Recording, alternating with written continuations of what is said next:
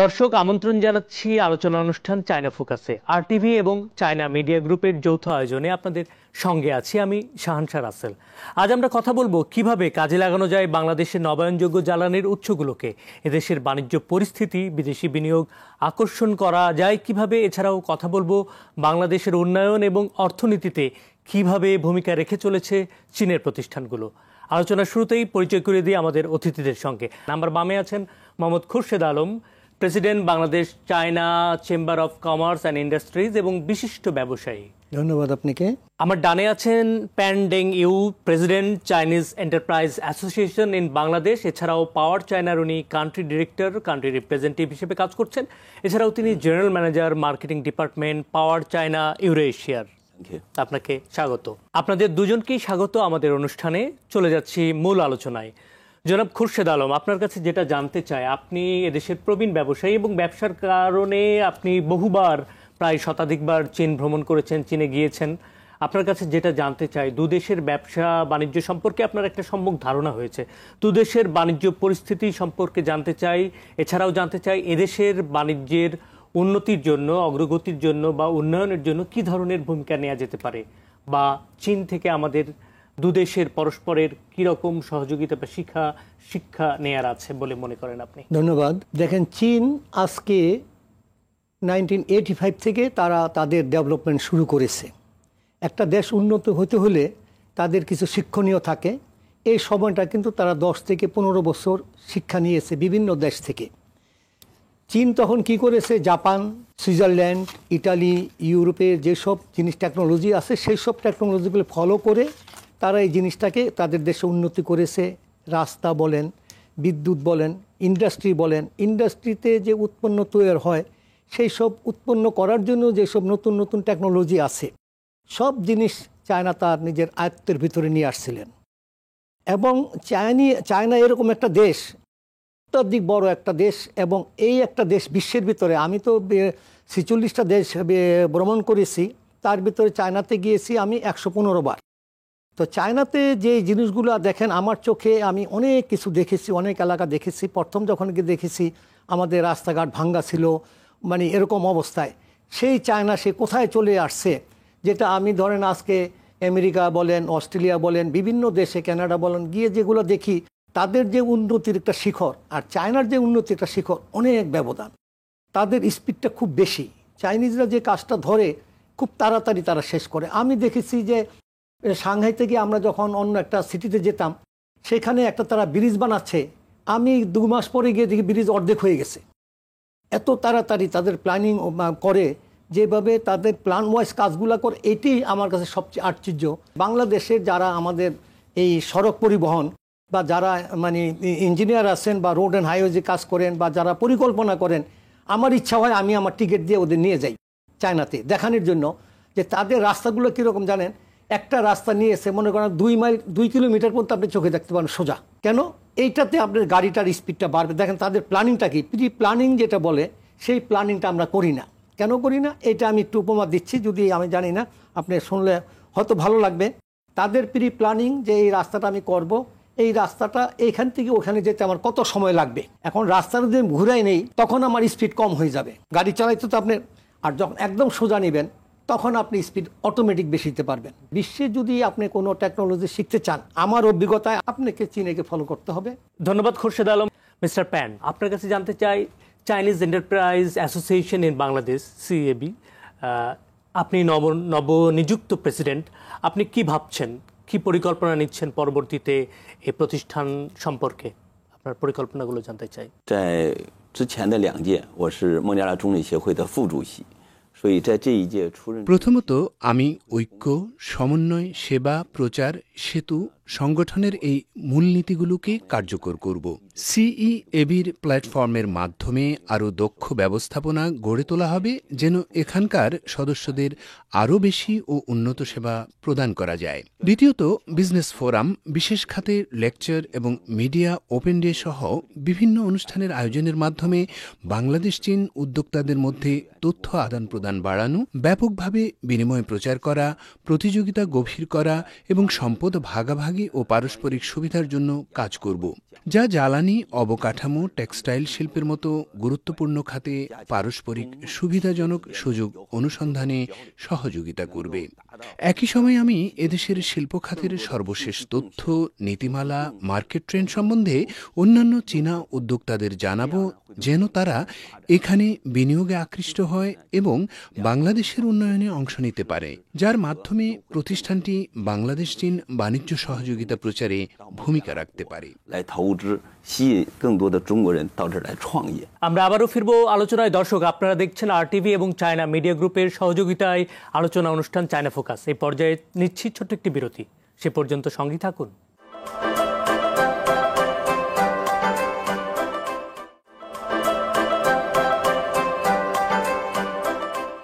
দর্শক, আবারও আমন্ত্রণ চায়না ফোকাস অনুষ্ঠানে। আমরা কথা বলছিলাম, ফিরে যাচ্ছি আলোচনায়। জনাব খোরশেদ আলম, আপনার কাছে আবারও আসছি। আপনি যা বলছিলেন আমাদের কাছে, যে আমরা এটা জানি যে পোশাক রপ্তানিতে বিশ্বে প্রথম অবস্থানে বর্তমানে চীন এবং দ্বিতীয় অবস্থানে রয়েছে বাংলাদেশ, কখনো ভিয়েতনাম, কখনো বাংলাদেশ। তো আসলে এই যে দুদেশের একটা অবস্থানে ধরে রাখা, আমরা কিভাবে একে অপরের কাছে শিক্ষা নিতে পারি? এখন এখানে সর্বপ্রথম আমাদের শিক্ষণীয় বিষয় আছে চীন দেশের কাছে, যেটা হলো দেখেন আমি যদি বলি যে চীন দেশ যদি 100 টাকার বা $100 যদি পণ্য এক্সপোর্ট করে, গার্মেন্টস বানায়, তাই না, তো উনার ভ্যালু এডিশনটা কত? উনি এখানে 100 টাকার জিনিসটা বিক্রি করে ওই দেশে কত ইনকাম হলো তার? আমি যদি বলি যে ওনাদের চায়না থেকে যদি গার্মেন্টস এক্সপোর্ট করে, সেই এক্সপোর্টের বিনিময়ে ওনারা $100 তারা $80 থেকে $85 তাদের নিজস্ব, মানে 85% ভ্যালু এডিশন হয়। সেই ক্ষেত্রে বাংলাদেশের $100 যদি আপনি এক্সপোর্ট করেন, আমার ভ্যালু এডিশন 25 to 30%, মানে 70% জিনিস আমাকে বাহির থেকে আনতে হয়।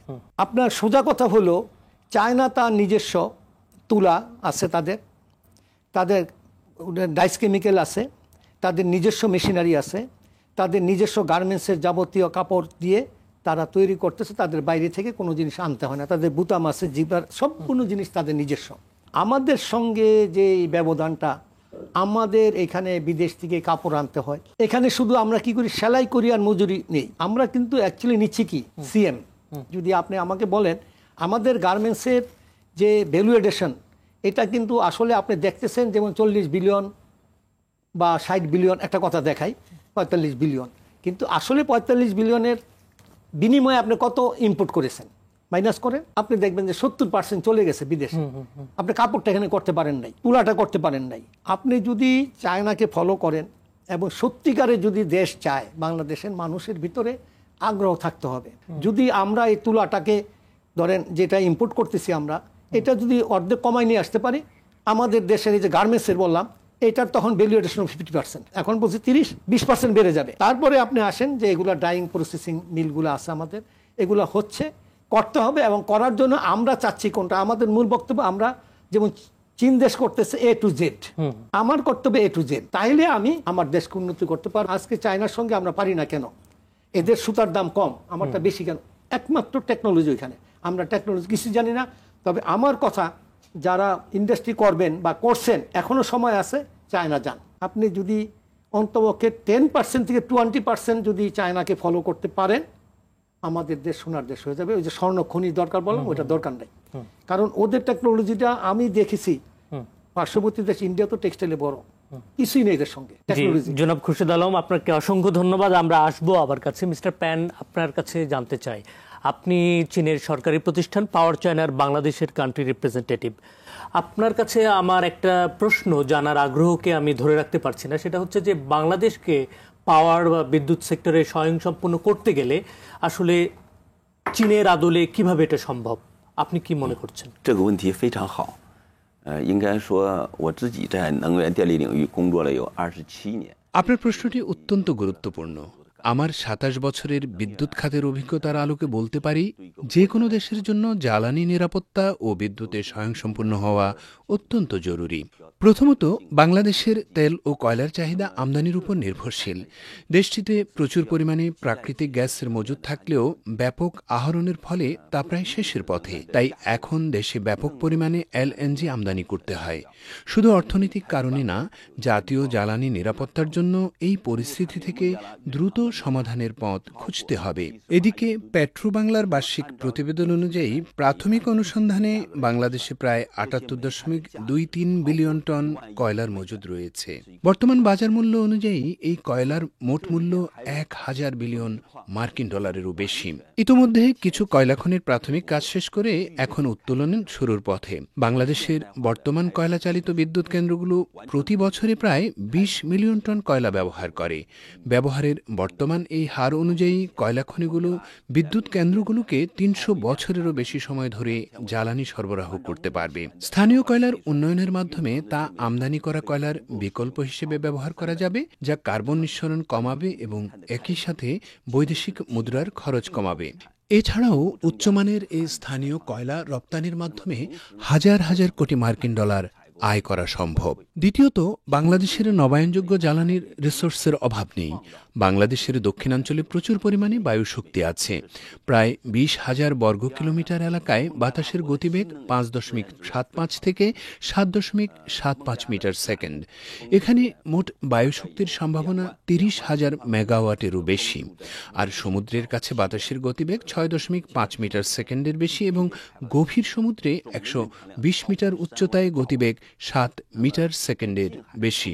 সৌরশক্তির বার্ষিক মোট বিকিরণ প্রায় ৫,৭১৩ থেকে ৬,৭৬৮ এমজে স্কয়ার মিটার, যা দেশটিকে বিশ্বের সৌরশক্তির সমৃদ্ধ অঞ্চলের অন্তর্ভুক্ত করেছে। তাই উপযুক্ত এলাকায় সৌর বিদ্যুৎ প্রকল্প গড়ে তোলা যেতে পারে। স্থল ও সমুদ্রের নবায়নযোগ্য জ্বালানি প্রকল্পের মাধ্যমে বাংলাদেশকে টেকসই বিদ্যুৎ সরবরাহ করা সম্ভব হবে। সেই সাথে বাংলাদেশ সরকারের নবায়নযোগ্য জ্বালানি শক্তির ব্যবহার ৪০% করার লক্ষ্য অর্জন করাও সম্ভব হবে।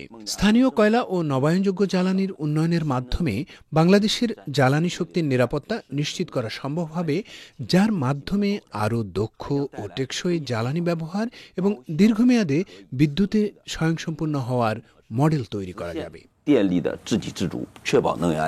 মিস্টার পেন, আপনি যেমনটি বলছিলেন বাংলাদেশে অফুরন্ত সম্ভাবনা রয়েছে। সেই সম্ভাবনাগুলোকে যদি আমরা কাজে লাগাতে পারি, আমরা বিদ্যুতে স্বয়ংসম্পন্ন হতে পারবো। পাশাপাশি এগুলোকে আমরা রপ্তানি করেও ভালো ডলার, ভালো রেভিনিউ আনতে পারবো। আপনার কাছে আমি জানতে চাই, চীন বিশ্বে নবায়নযোগ্য জ্বালানিতে এখন নেতৃত্ব দিচ্ছে এবং বাংলাদেশেও নবায়নযোগ্য জ্বালানির এই যে ক্ষেত্রগুলি আছে, আমরা আসলে কিভাবে এগুলোকে কাজে লাগাতে পারি? চীনের নবায়নযোগ্য জ্বালানির বিবেচনায় আমি মনে করি বাংলাদেশ কিছু বিষয় বিবেচনায় রেখে কাজ করতে পারে।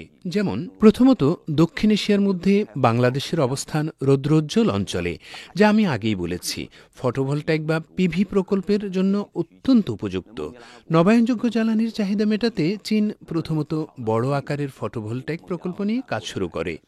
যদিও বাংলাদেশ জনবহুল দেশ, প্রয়োজনের তুলনায় জমি কম, তবুও এখানে প্রচুর অব্যবহৃত গুরুত্বপূর্ণ জায়গা রয়েছে, যেমন বঙ্গোপসাগরের আন্তঃজলোয়ার অঞ্চল, দক্ষিণ পূর্ব পার্বত্য অঞ্চল, নদীতীর এবং নদীর দ্বীপ, যেখানে বড় আকারের ফটোভোলটাইক পাওয়ার স্টেশন প্রকল্পগুলো নির্মাণ করা যেতে পারে।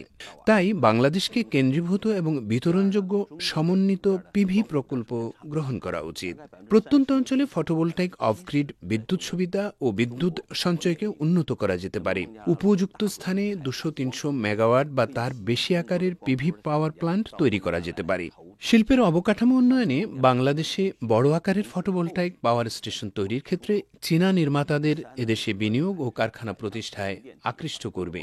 তৃতীয়ত, অত্যাধুনিক প্রযুক্তির সাথে চীনে একের পর এক সমুদ্র উপকূলীয় বায়ুবিদ্যুৎ প্রকল্প বা উইন্ড পাওয়ার চালু করা হচ্ছে। বাংলাদেশও এদিকে নজর দিতে পারে, কারণ এদেশে প্রচুর পরিমাণে বায়ু সম্পদ রয়েছে এবং গভীর সমুদ্রে বায়ুর গতিবেগ 7 মিটার সেকেন্ডেরও বেশি। বড় আকারের সমুদ্র বায়ু শক্তি প্রকল্প স্থিতিশীল, নির্ভরযোগ্য এবং টেকসই বিদ্যুৎ সরবরাহ নিশ্চিত করতে পারে। উপরন্তু বাংলাদেশ বড় আকারের বায়ু টারবাইন ও ব্লেড উৎপাদনকারী কারখানা স্থাপন করতে পারে এবং টারবাইন অ্যাসেম্বল এবং কিছু উপকরণ স্থানীয়ভাবে উৎপাদন করতে পারে, যা ভবিষ্যতে বায়ু টারবাইন রপ্তানির সম্ভাবনার একটি নতুন শিল্পের সৃষ্টি করবে। Thank you very much.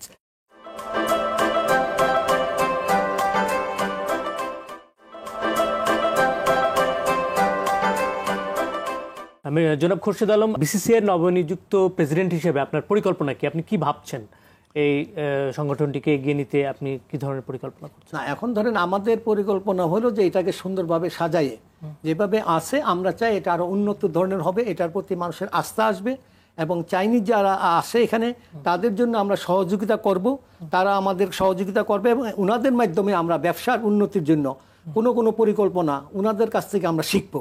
কেন আমাদের মতো শিখানোর মতো ওনাদের আমার কিছু নাই, ওনাদের কাছে ডেকে এনে ওনাদের কাছ থেকে শিখে আমাদের দেশে আমরা এই জিনিসটাকে মানে প্রকল্প করব যাতে আমরা এই সুযোগটা পাই।